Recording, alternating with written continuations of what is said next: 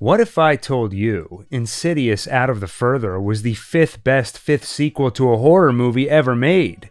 You'd probably say something like, what? Out of the Further follows 2023's Insidious The Red Door, the highest grossing entry in the franchise so far, which closed the book on the Lambert family's story 13 years after it began. But you know what they say, when one door closes, another opens. Turns out in The Further, that is quite literally true. Full spoilers ahead for Insidious Out of the Further. Meet Gemma Hall, our new protagonist. And as the star of a modern horror movie, Gemma, meet trauma. In 1999, as a child, she watches her mother Ingrid deteriorate. She becomes unstable, erratic, and irritable. She frightens her daughter, and one night stands in the tub and tells Gemma, "Watch me," before bashing her head against the tiled wall over and over. Gemma is spared the entire gruesome sight when the door closes, but the sound of her mother's skull cracking against the wall and the blood pooling under the door fills in the blanks. The opening scene is effective. Given the movie is called Insidious, you expect a ghostly or demonic encounter, but instead, this is something more real. A child frightened of a parent going through something they don't understand. The sequence takes its time telling the story, and yes, later we will find out a ghost was involved, but the focus initially is on the child's fear of her mother. It sets up the theme well, and when we cut to the present with Gemma raising her own child, we immediately understand she is trying to be everything her mother wasn't toward the end. 20 years later, what we later find out is just 2 weeks after Insidious The Red Door, Gemma Hall is a dental hygienist raising her own daughter, Maya. Life is good. The only blight, old people, ugh. 3 creepy seniors with an oxygen tank show up in town, continuing the franchise's exploitation from Chapter 3 of people who need a little extra help breathing. And these older people seem to be watching Gemma. That night, she has a nightmare where a flashlight she lost as a kid shows back up. Terrifying, I know. Will you get that thing away from me? Also, her dead mom begs, "Help me," and "Open the door," then yells in Gemma's ear, "Watch me." Gemma wakes up and finds the flashlight in her room, physically, like it came back from the dream with her, like Freddy's hat in Nightmare on Elm Street. I brought something out from my dream. In the coming days, the scares escalate, with 2 inventive and effective sequences in particular. First, my personal favorite, the blanket fort. A toy tumbles out of her daughter's blanket fort. Maya must be hiding in there, so Gemma crawls in after her, and suddenly, what should be a small thing in her living room is a cavern of endless fabric tunnels filled with ghouls who look like those 3 seniors who recently moved into town. This sequence reminds me of the best one from Insidious The Red Door, where Josh is haunted while trapped in an MRI machine. This is almost an escalation from that scare, because it feels even more claustrophobic, in particular when Gemma finally escapes by squeezing through a small gap in the fabric, like shoving your head into the crevice between couch cushions. We've all done it. One way Out of the Further differentiates itself from previous entries is that scares aren't just a ghost or ghoul popping out. Instead, Gemma is put through these intricate scenarios, like wandering through an impossibly complex and impenetrable blanket fort. As Gemma squeezes through the fabric, she runs into the old man, who proclaims, "He's coming," and sticks a pin in her hand. Sure enough, when Gemma wakes up, the pin is still there. The next day, the other centerpiece scare of this movie, the creepy old man from the neighborhood and her nightmare shows up for a dental cleaning. And it is disgusting. She finds hair in his teeth. She pulls on the seemingly endless strand until a second set of teeth behind his normal teeth bites her finger. Startled, she backs up, hits her head, and finds herself back in the dark nightmare world. In a typical dental horror scenario, the scared one would be the guy in the chair with someone poking and prodding their teeth. I love how this scene twists it, so it's the one doing the prodding who gets scared. It's high time they got a taste of their own medicine. This and the blanket fort scene prove writer-director Jacob Chase's ability to find terror in these everyday places. In the darkness, Gemma runs to the dental office to find it filled with ghosts, ghouls, and creepy music. Creepy hands push her into a dental chair, and a strange blindfolded man wearing metal claws on his fingertips appears.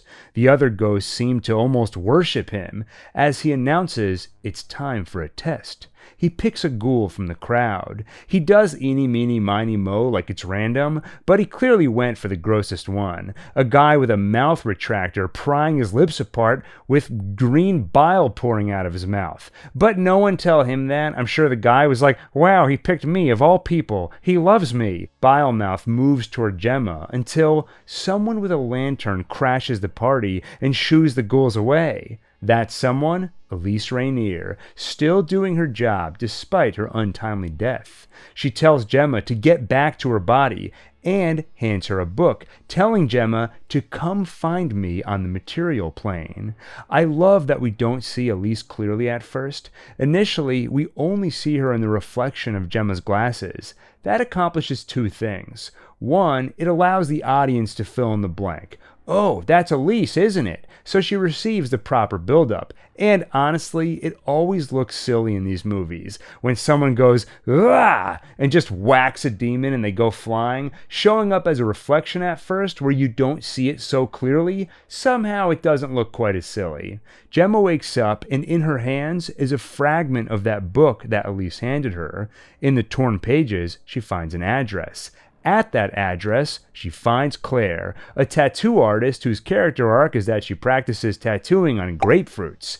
Claire is someone who befriended Elise in life, and now in death, Elise uses her as a conduit to speak with the living.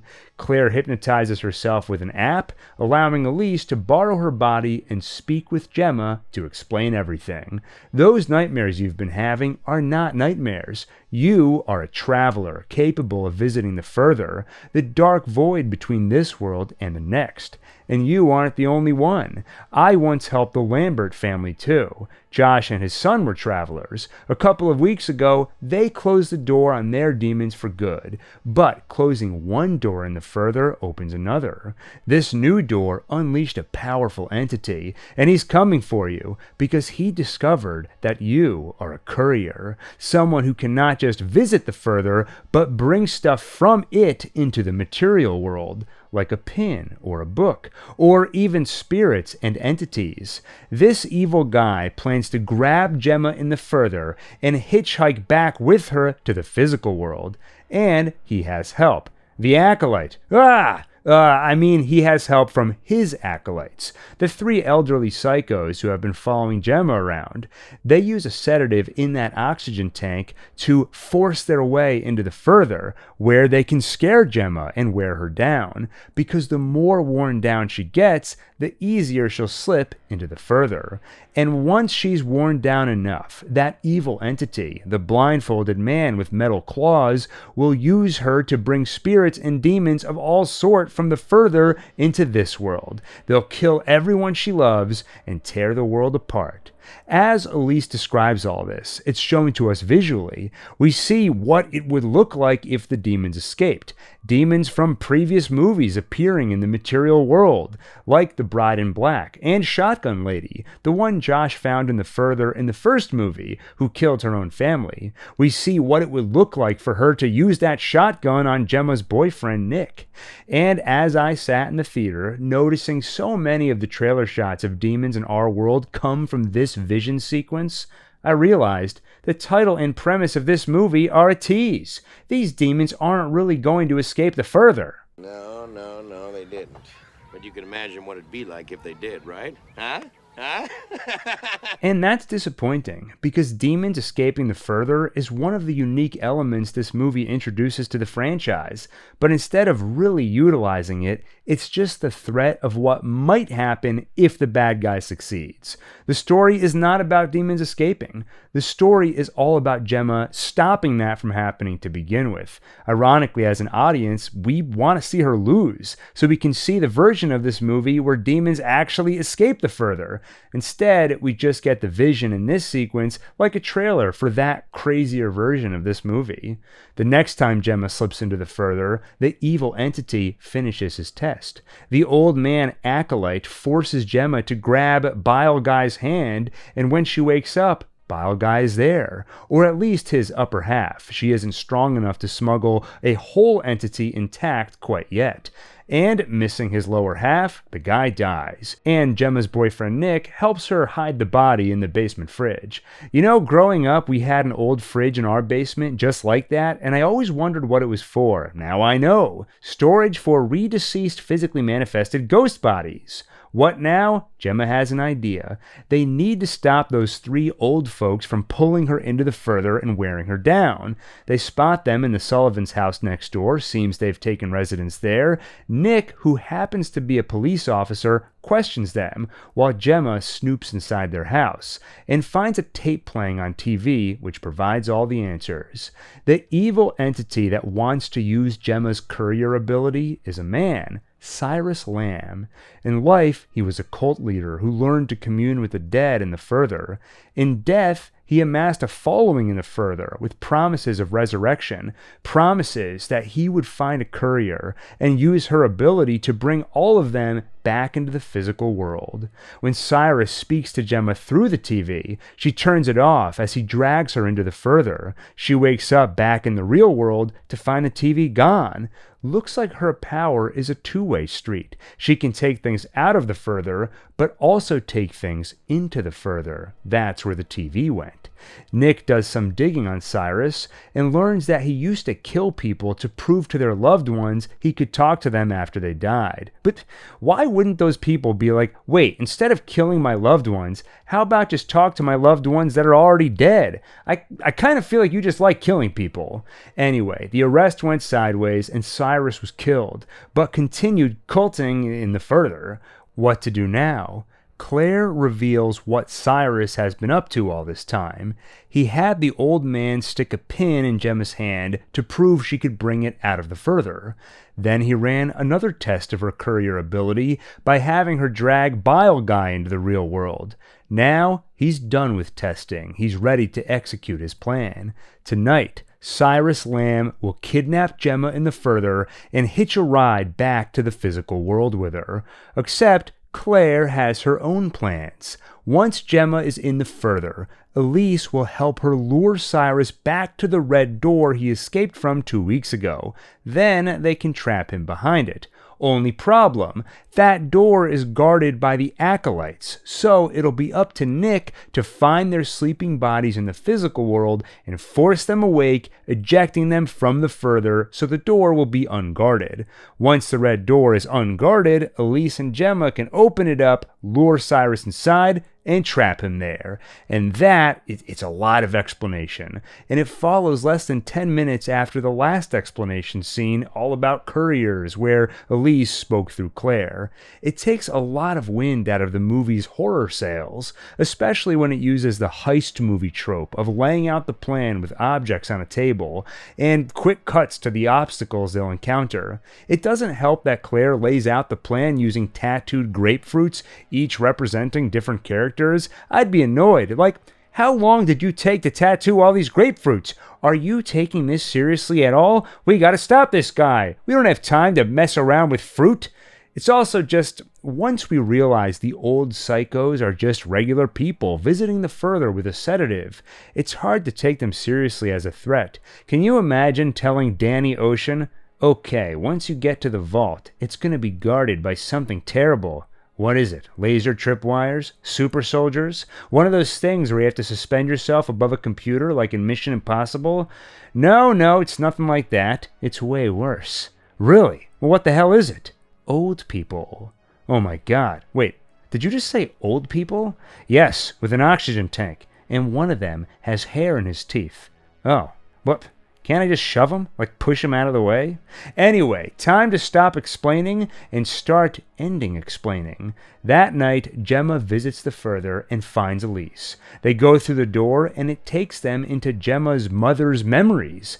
It's an Insidious staple. Time travel. Visiting the past, they find out the reason Gemma's mother Ingrid so deteriorated. She was also a courier, and 20 years ago, Cyrus Lamb tried to use her to escape the further, just like he's trying to use Gemma now. He wore Ingrid down, turned her into what she became in the end. When Ingrid got in the tub and said, "Watch me," before bashing her own head in, she wasn't talking to Gemma, she was talking to Cyrus. He basically told her, "You can't stop me from escaping the further," and Ingrid told Cyrus, "Watch me," before killing herself. By dying, she stopped Cyrus from using her as a tool to escape the further, and locked him away inside her memory behind a red door, until he was released 2 weeks ago. To protect her younger self from the gruesome sight of her mother's death, Gemma closes the bathroom door. That's why it closed 20 years ago. It was Gemma's older self protecting her from the future. Now, in the present, Gemma finds her mother's spirit and reconciles with her. Then she has a realization. If she inherited this courier ability from her mother, her own daughter Maya probably also has it. Sure enough, with Gemma hanging out behind her mother's memory door, Cyrus targets Maya instead.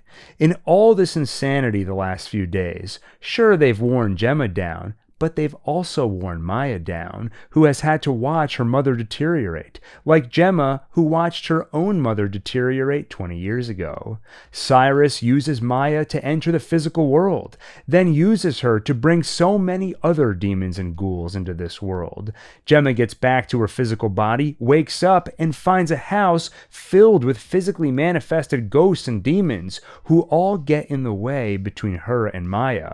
But Elise to the rescue. From the further, she possesses the old man acolyte and uses him to get Maya out of the house. Once Maya is out of the house, while Cyrus and all the ghouls are still inside, Gemma grabs hold of the doorknob and brings the entire house into the further, something she knows she's capable of after bringing a TV into the further. Once she wakes up back in the physical world, the house is gone, trapped in the further, along with Cyrus and all the rest. What of his fate? A mid-credit scene reveals a ghost dentist torturing him. It seems the dead are pretty upset with their cult leader who failed to deliver on his promises of resurrection.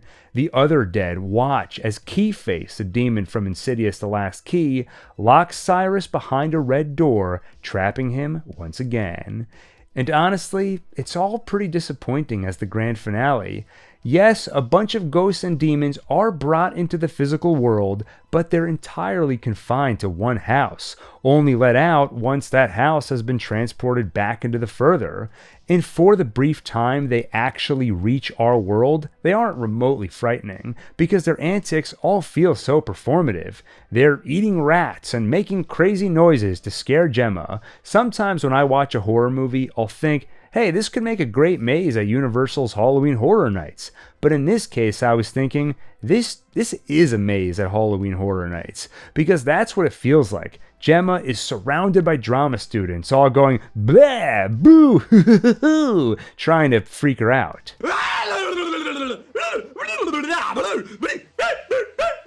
The house is filled with crazy ghosts and ghouls, including demons from previous movies. Lipstick face bride in black, key face man who can't breathe, who I'm sure was psyched to see all the oxygen tanks around.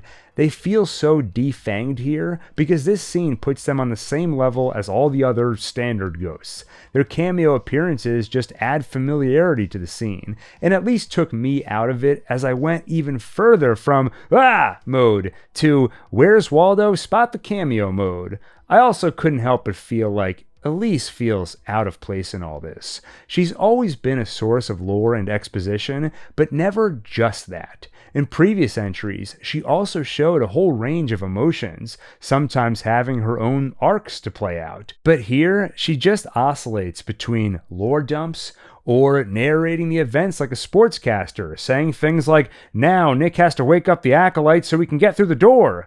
Or at worst, she's just kind of following Gemma around. She feels less like a character in the movie and more like an extended cameo, just as effective as Lipstick Face popping up for no reason other than, remember them? It's disappointing because Lin Shaye is great as the character and is capable of so much more, but is so underutilized here. And if Elise feels out of place, you can bet Claire does, maybe even more so, because Elise at least has some of the carryover attachment from previous movies, but here both feel inserted into Gemma and Maya's story and only serve to undercut the tension by providing answers and weapons against the dead.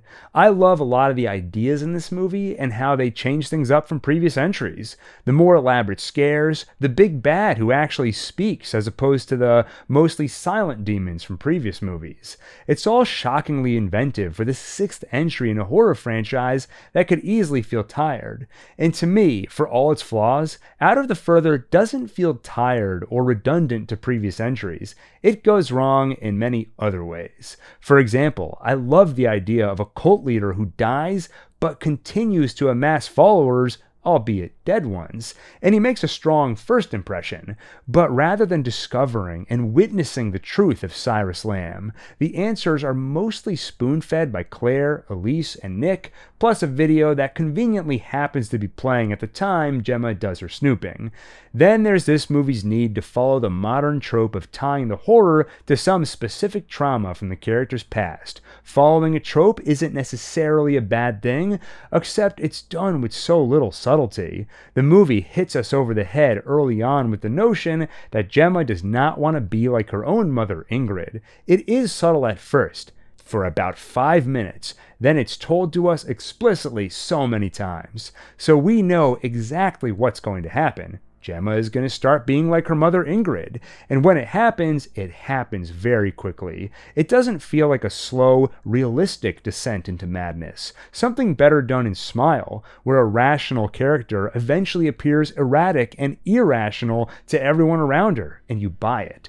Instead, Gemma very quickly goes from a little spooked to completely falling apart, frightening her daughter the way Ingrid frightened Gemma. Not in a similar way, mind you, but in nearly identical ways. Like in the opening of the movie, Gemma finds her mom passed out at the kitchen table. Then she wakes up and is like, "You need to have dinner." "But Mom, I already ate." Then in the present, Gemma is passed out at the table and is like, "Maya, you have to eat." "But Mom, I already ate." It's the exact same interaction, and the movie will include flashbacks to show you exactly how it's all paralleled, as though the movie is afraid the audience won't get it. It is way too obvious and clunky to be effective, which is too bad because Amelia Eve gives a strong performance as Gemma and is clearly up to the task of that more effective, deliberately paced version of this story. Ultimately, I thoroughly enjoyed the first 30 or so minutes of this movie. Gemma's trauma is set up organically. The 2 scare sequences, Blanket Fort and Dentist, are unique and effective. They feel at home in the Insidious franchise, but not like retreads. Then, once Gemma finds Claire, the movie pretty much falls apart for me. It lost any sense of fear and became more funny than anything else, with a bunch of the resurrected dead effectively throwing an impromptu Halloween bash. Honestly, it would have pissed off a lot of Insidious fans, but if they were going to go this route, I think I would have enjoyed it more if it just stopped taking itself seriously and went full horror comedy. Maybe with Tucker and Specs back in the fold? The end of Chapter 2 did set up that Elise would still be working with them from beyond the grave, but that gets dropped in this movie in favor of Claire and grapefruits. Anyway, I am fully aware that Insidious will not and probably should not be a horror comedy, but for me, that's where Out of the Further arrives by the end of the movie, except it is still taking itself seriously, so it ends up in the genre equivalent of The Further, a place between horror and comedy, where it isn't scary or funny, but hey, there is a decent portion of the movie that genuinely works, and there is some fun to be had in the latter half, so I'm totally game for another entry in the franchise, and wouldn't mind if the idea of couriers sticks around. I like the idea, just not the execution. Anyway, it is doing well at the box office so far, so I think it's only a matter of time before they announce Insidious 7, or maybe resurrect the idea of a spin-off. We'll see. Whatever's next for the franchise, I'll be here in the Further, waiting, explaining. So stay subscribed, and once Out of the Further is on disc and digital, I will do a more comprehensive deep dive. Stay tuned.